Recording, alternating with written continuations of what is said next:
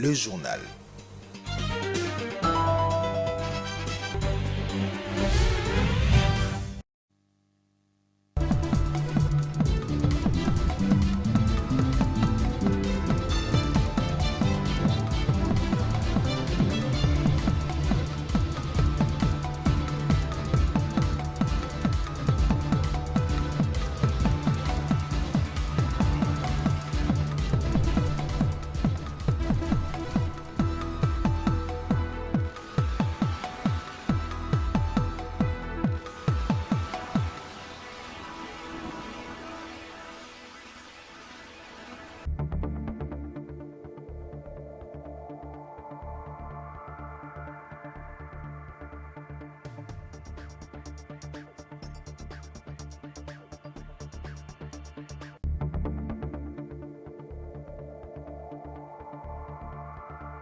Cimetière nécropole entre terre et ciel à Kinshasa. Et puis, démarré jeudi, les travaux de la conférence des gouverneurs ont pris fin ce vendredi, placés sur les signes de la relance économique des provinces à travers le programme de développement local de 145 territoires. Le VPM de l'Intérieur a fait le point de ses assises en sa qualité de rapporteur. C'est l'heure de vous informer, mesdames et messieurs. Bonsoir et bienvenue à ce journal. C'est au Palais du Peuple que la nation congolaise a rendu ce vendredi 23 décembre les derniers hommages à la Mamou nationale dite Tchalamwana. Son corps a été acheminé d'abord à la place des artistes au rond-point Victoire avant d'être conduit au cimetière de Nécropole où se reposera éternellement la reine de Moutouachi. Enoch Issei, Blechit Kouzola et Stani Samba étaient au Palais du Peuple. Les obsèques nationales en mémoire de la reine de Moutouachi, dite Tchalamwana, éteinte depuis le samedi 10 décembre à Kinshasa, ont eu lieu ce vendredi 23 décembre au Palais du Peuple, en présence de plusieurs autorités de la République, artistes et la famille de la défunte. Dès la sortie de la dépouille mortelle de l'hôpital du Cinquantenaire, l'illustre a été acheminé d'abord au siège de son parti politique, le PPRD, où elle a exercé des fonctions politiques, notamment présidente de la Ligue des femmes. Au Palais du Peuple, des hommages le plus distincts lui ont été réservés par la classe politique et culturelle, en présence de la ministre de Culture, Madame Catherine Kachungu-Foura, le ministre de Médias et Communications, Patrick Mouyaya, et tant d'autres. Des artistes musiciens comme Félix Ouazekwa, Mbiliabel, Redi Amissi et les autres n'ont pas manqué à glisser un mot au sujet de la personne de Tchalamwana. Maman Tchalamwana zali marraine ya sans danger. Yende mutapé sanga courage ya kosa à sans danger. En bref, ba musicien mo bazali awa, mo maman Bilabel, ba tout zali en tout cas, topé devant une combattante aux assoudés. Maman tozaki bandeko. Toyi lokwa mama pasa. Soki to bebani mo muke. Moi discussion muke ndenge zaka na famille, ngana siliki. Ye pas siliki mais qualité aki nango akanga kanda mikolo belete ngande mutu na lipasa moko na kanga kanda mingi donc ipona ko fungola motema ezwaka temps mais toza ko sola bien yeso aza na kopa pesinga kop songa pe na za na kop na pesi e kop toza pe na frère na biso to ka ngane makasi bedi ya misa zawana boko ko chauffer pe na ba question. Ser Tchalamwana selon ngai c'est une battante. Ser oyo abimisi musique folklorique na mboko oyo ekoma musique moderne, musique ya folklore tozakoyo ko na matanga baluba ebeta epai moko te. C'est wana nde muta commission pena que monde entier ba mibale ba koma kanga liputa na loketo po ba bina Moutouachi. Donc c'est oyo Tchalamwana azala na ena nani manager te abunda yemoko abimisi musique ne yemoko na niveau international boyebi ba président tout ya ba africain hein boyoka blena ni Thomas Sankara tindaga jet ay no beta kuna donc à ser oyo il faut tout garder très longtemps dans la mémoire na biso pour amemi musique ya Congo musika. Témoignage ali Maman Tchalamwana qui intérêt général alinga ba misenios. Assista ki be bisonios. Plusieurs autres acteurs politiques étaient présents, cas d'Emmanuel Chadari, Ferdinand Cambéré, tous cadres du PPRD. Après les cérémonies officielles et le dépôt des gerbes de fleurs, la dépouille mortelle a été acheminée à la place des artistes au rond-point Victoire, où son nom a été gravé dans les annales. Le cortège a été ensuite acheminé au cimetière de la Nécropole entre terre et ciel, dans la commune d'Elancélé, où reposera éternellement celle qu'on a affectueusement appelée la Mamou nationale. Voilà, une étoile s'est éteinte, repos éternel à la Mamou nationale. Autre chose à présent, la conférence des gouverneurs a connu son épilogue ce vendredi à Mbandaka, dans la province de l'Équateur, sous la houlette du chef de l'État Félix Tshisekedi. En sa qualité de rapporteur de ce forum, le ministre de l'Intérieur Daniel Asselo a dans son discours évoqué les résolutions prises dans le volet socio-économique et finance. Suivez cet extrait choisi par Blessit Kouzoula. Remplacer sur les plans socio-économiques et financiers.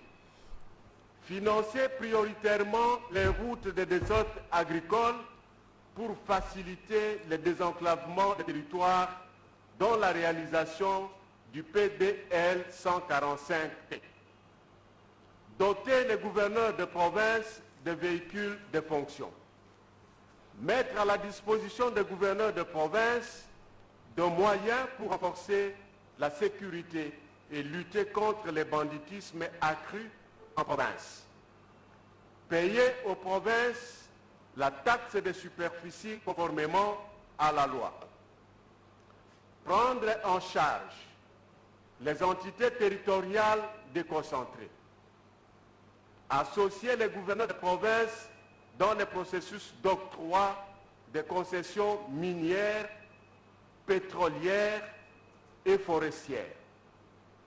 Aligner les provinces au régime douanier dérogatoire à travers l'exploitation sur les équipements importés.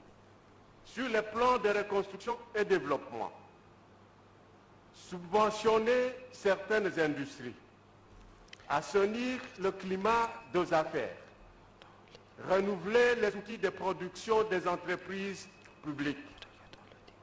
De tout ce qui précède, l'on retiendra qu'aucune relance de l'économie ou du développement de la République démocratique du Congo n'est envisageable avec la persistance des poches d'insécurité et des conflits communautaires à l'intérieur des provinces fragilisées.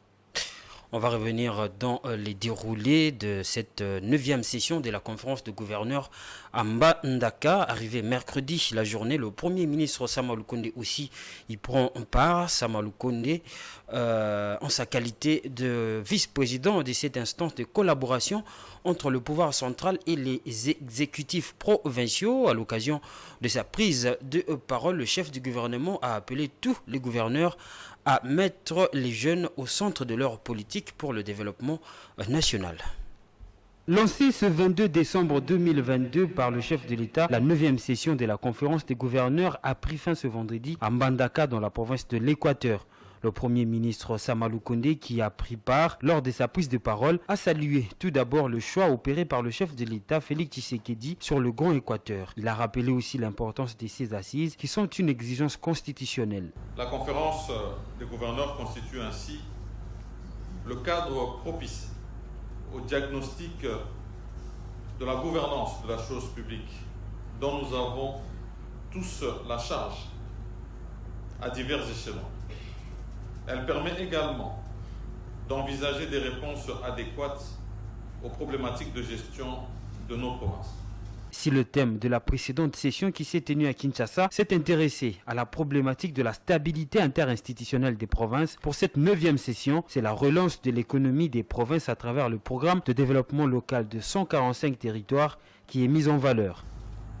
Le thème de cette 9e session, à savoir le programme de développement local des 145 territoires, PDL 145T en sigle, renforcer l'autorité de l'État pour relancer l'économie des provinces, reflète la volonté et la détermination de son Excellence, Monsieur le Président de la République, de booster le développement à la base à travers nos territoires.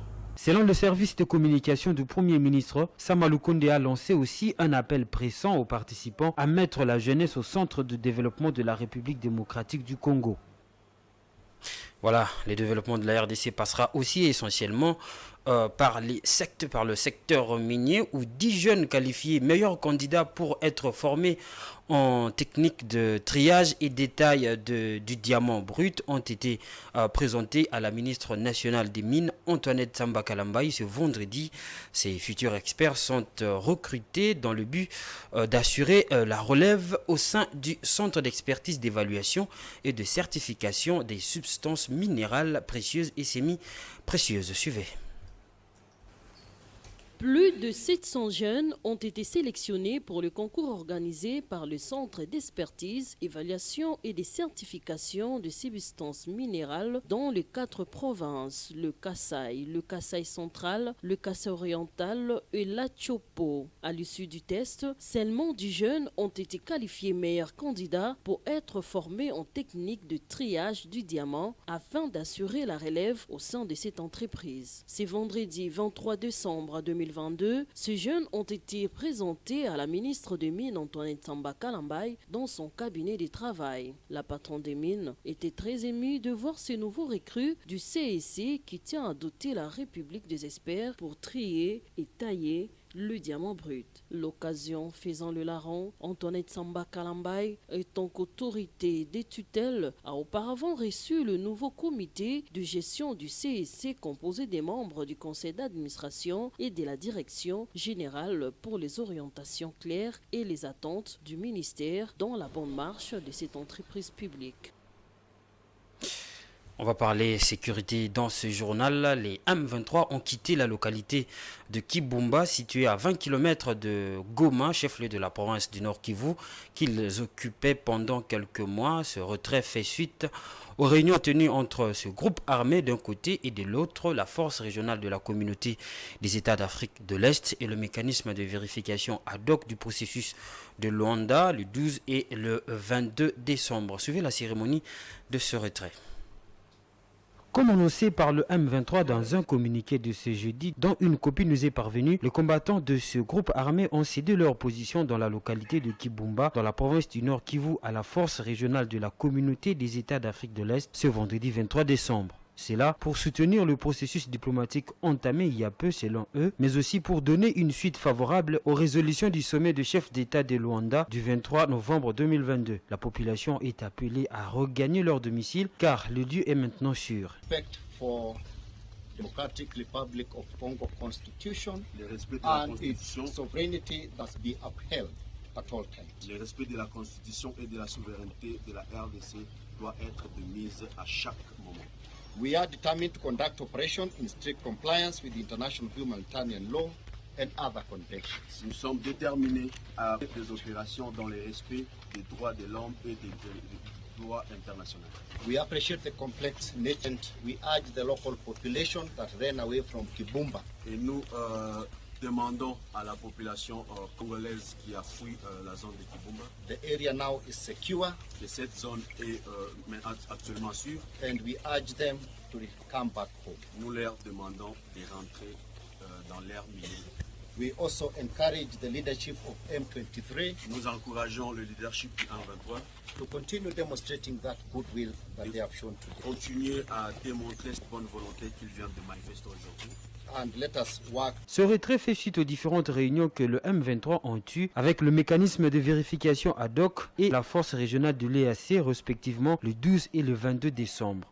Dans leur communiqué de jeudi, le M23 dit espérer que cette main tendue soit une opportunité que le gouvernement congolais saisira de deux mains. Cette force négative a insisté sur le fait que le processus vient de commencer et elle n'acceptera pas qu'une autre force à part celle de l'EAC occupe la cité de Kibumba. Kinshasa n'a pas encore bougé de sa position, celle qui rejette toute idée de négocier directement avec le M23 qui a été d'ailleurs exclu du processus de Nairobi.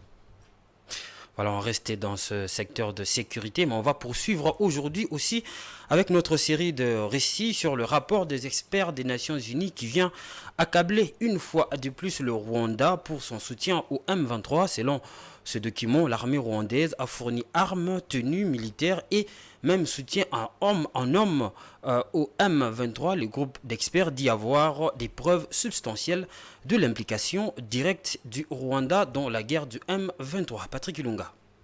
Il y a des preuves substantielles d'une intervention directe des forces de défense rwandaises sur les territoires de la RDC. C'est la conclusion d'un rapport d'experts transmis au Conseil de sécurité. Les experts de l'ONU pointent clairement du doigt le soutien du Rwanda au groupe M23. Le rapport affirme que l'armée rwandaise a fourni des armes, des munitions et des uniformes au M23 à l'est du pays, au moins entre novembre 2021 et octobre 2022. Et pour étayer ces conclusions, les experts mettent en évidence des photos et des vidéos des combattants du M23 portant des gilets pare-balles et des équipements neufs de la RDF.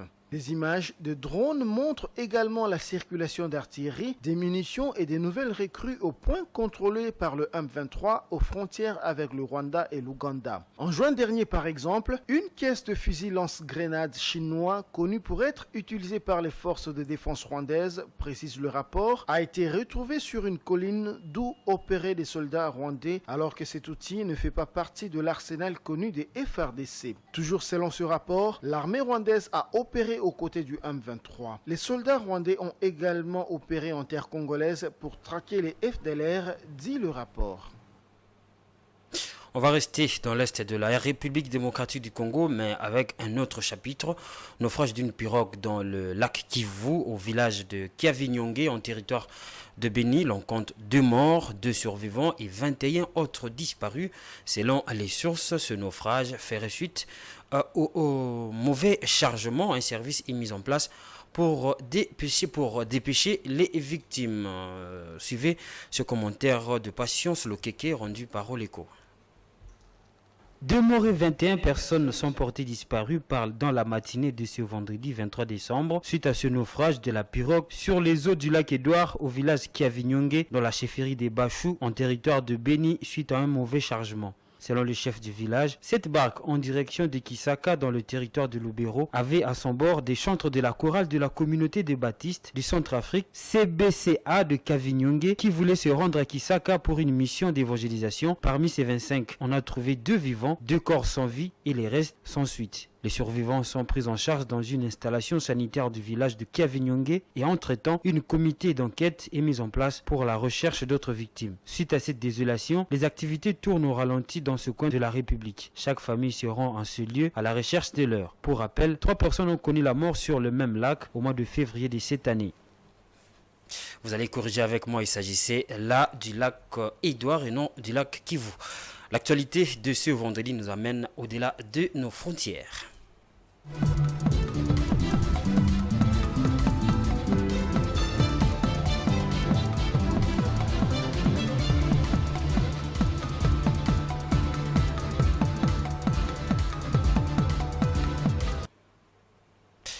Selon un rapport publié en cette fin d'année 2022 par le cabinet du conseil Boston Consulting Group, quelques 650 millions d'Africains devraient bénéficier d'une formation initiale ou de recyclage aux compétences numériques d'ici 2030 pour que le continent puisse tirer profit au potentiel de l'économie digitale. Ce rapport souligne que la demande des services numériques est en plein boom en Afrique. Damani Mujinga nous donne des détails. De compétences numériques en Afrique n'a pas suivi le rythme de la digitalisation rapide des divers secteurs d'activité économique. 11% seulement des diplômés de l'enseignement supérieur ont reçu une bonne formation dans ce domaine. Mais d'après Boston Consulting, quelques 650 millions d'Africains devraient bénéficier d'une formation initiale ou de recyclage aux compétences numériques d'ici 2030. Dans le même temps, des écosystèmes d'innovation très dynamiques ont été déjà développés dans plusieurs domaines tels que le service financier mobile, la télémédecine et le commerce électronique. En 2019, l'Afrique comptait aussi plus de 6000 hubs technologiques, incubateurs et accélérateurs qui accompagnent les startups à tous les stades de leur développement. Dans ces cadres, la pandémie du Covid-19 a constitué un puissant accélérateur de la transformation digitale dans plusieurs secteurs d'activité et la dynamique n'est pas près de s'arrêter. La taille de l'économie numérique en Afrique devrait atteindre 180 milliards de dollars d'ici à 2025 et 712 milliards de dollars d'ici à 2050. Le rapport précise cependant que l'offre des compétences numériques n'est pas allée de pair avec la digitalisation à marche forcée des économies africaines. Environ 87% des chefs d'entreprise africains citent le développement des compétences numériques comme un domaine prioritaire nécessitant des investissements supplémentaires. Et puis, l'adoption de moyens de paiement virtuel évolue dans le monde et particulièrement en Afrique, continent reconnu comme celui qui abrite en 2022 le plus grand nombre de possesseurs de crypto-monnaies au monde. Après l'Asie, si des problèmes en réglementation se posent, des institutions comme la Commission économique des Nations Unies pour l'Afrique estime que les crypto-monnaies sont un atout pour le commerce. Suivez nos amis d'Africa 24.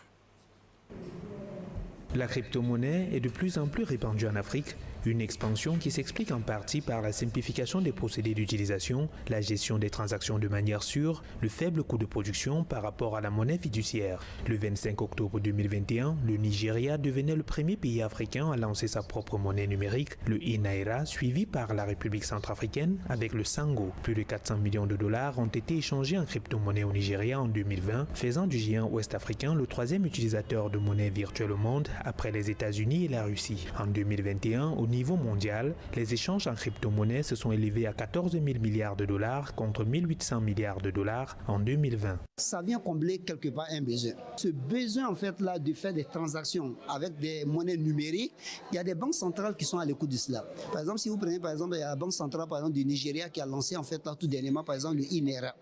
Donc elle pense en fait là qu'en lançant le e-Naira, ça va pouvoir quand même drainer une partie des populations qui sont tentées par exemple d'aller dans ces crypto-monnaies qui sont très risquées d'ailleurs vers en fait là cet outil en fait là de paiement qui est une monnaie carrément numérique en fait là qui a été faite par la banque centrale. Selon les experts de la Commission économique des Nations Unies pour l'Afrique, l'utilisation des crypto-monnaies permettrait de pallier au problème de paiement des factures dans le système de commerce international, dont les transactions sont compliquées à cause de la diversité et la fluctuation des monnaies, notamment dans le cadre de la ZLECAf, la zone de libre-échange continentale africaine. La technologie derrière en fait là ces crypto-monnaies peut servir quand même à de bonnes fins.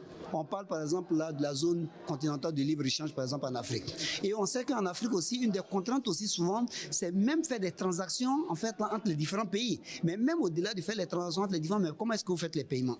On a chaque pays en fait qui a sa monnaie, les systèmes bancaires souvent, il n'y a pas une communication très fluide et autres. Donc ces monnaies digitales là peuvent permettre quand même là d'avoir cette fluidité là aussi au niveau des règlements en fait là des transactions. Dans un contexte marqué par une population extrêmement jeune et la digitalisation dans tous les services, selon les experts, la crypto-monnaie revêt un enjeu important dans le cadre de la recherche de solutions de paiement fiables et numériques. D'après les données de AAA, société spécialisée dans la technologie blockchain, l'Afrique est en 2022 le continent qui abrite le plus grand nombre de détenteurs de monnaie numérique au monde, après l'Asie avec 53 millions de personnes sur les 320 millions de détenteurs au plan mondial. Voilà, nous sommes arrivés à la fin de ce journal. Je vous en rappelle les titres. C'en est complètement fini pour la maman nationale. La reine de Moutouachi, Tchalamouana, a reçu les derniers hommages de toute la nation congolaise après son décès le 10 décembre. La dépouille de l'artiste a été portée en terre ce soir au cimetière Nécropole à Kinshasa. Et puis, démarré hier jeudi, les travaux de la conférence des gouverneurs ont pris fin à ce vendredi, placé sous les signes de la relance économique des provinces à travers le programme de 145 territoires. Le VPM de l'Intérieur a fait le point de ses assises. Vous avez suivi dans le journal. Ce journal est complètement terminé. Merci de l'avoir suivi et bonsoir chez vous.